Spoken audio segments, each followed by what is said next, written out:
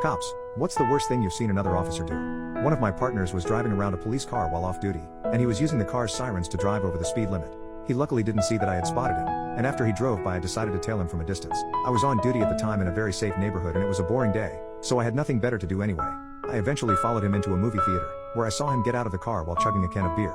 He finished the can of beer, then crumpled it up and threw it onto the ground. He walked out of the theater perhaps 2 hours later, and I was still there waiting. He chugged another can of beer in the time it took him to go from the theater back to his car, threw the can on the ground again, and went to get in his car to drive off. Unfortunately for him, I was right there. As soon as he revved his engine I knocked on his window, and I saw his face light up as soon as he saw me. His breath reeked of alcohol as he enthusiastically asked how my shift was going. I told him to step out of the car, and he looked all confused. He asked what I was doing, and I proceeded to ask him what the hell he was doing driving a cop car off duty, over the speed limit, and drunk.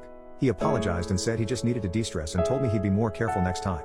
He then went to get back in the car, but I stopped him. I told him he was under arrest, and he flipped out.